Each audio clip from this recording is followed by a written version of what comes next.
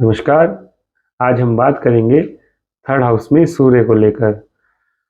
Third house जो हमारे पराक्रम का है, हमारा स्ट्रेंथ का है, हमारे जो एक स्ट्रगल वाली मेहनत होती है उसका है।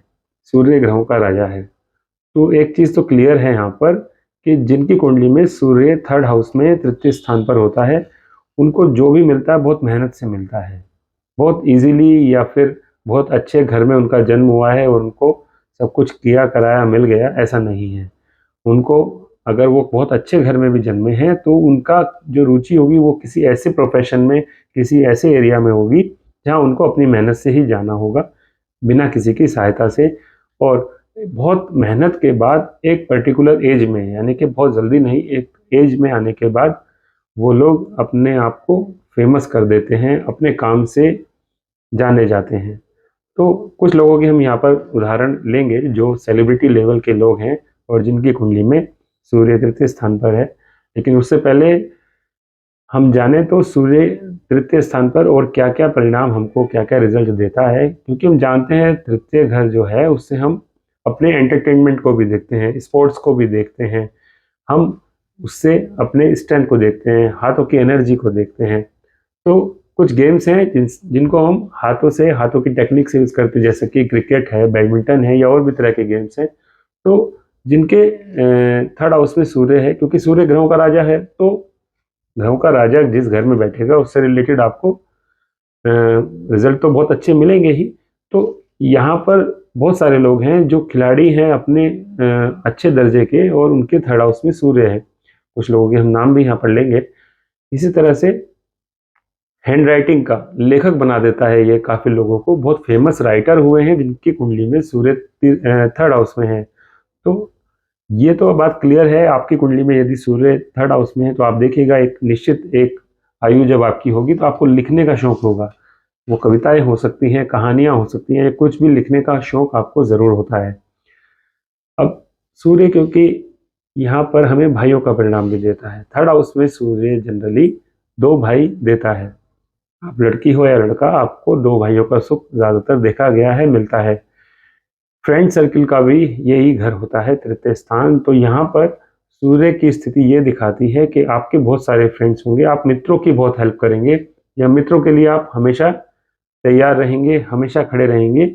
और कोई एक मित्र ऐसा होगा, एक से ज़्यादा हो सकता है लेकिन कम से कम एक तो होता ही है, जो आपको पॉलिटिकली इंट्रोड्यूस कराता है, या ये कह सकते हैं किसी आपको निकटतम पॉलिटिशियन से मिलना होता है अपने, तो आप उस दोस्त के थ्रू जाते हैं। या कोई आपका दोस्त है जो पॉलिटिकल बैकग्राउंड का होता है और जिससे आप अपने कुछ काम आसानी से कराते हैं, या आपको पॉलिटिक्स का जो इंटरेस्ट आता है अपने मित्र से आता है।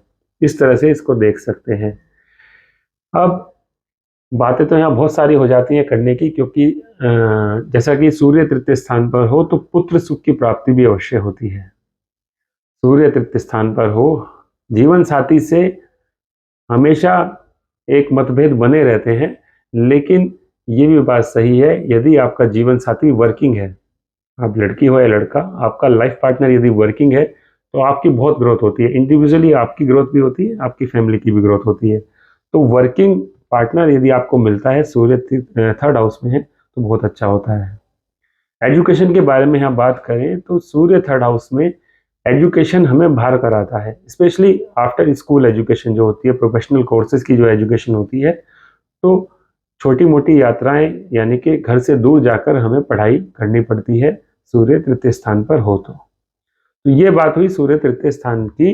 अब यहाँ पर कुछ हम नाम नोट किए हमने जो अपने अपने फील्ड में एक दिग्गज हुए हैं और उनकी कुंडली में सूर्य तृतीय स्थान पर हमने देखा है।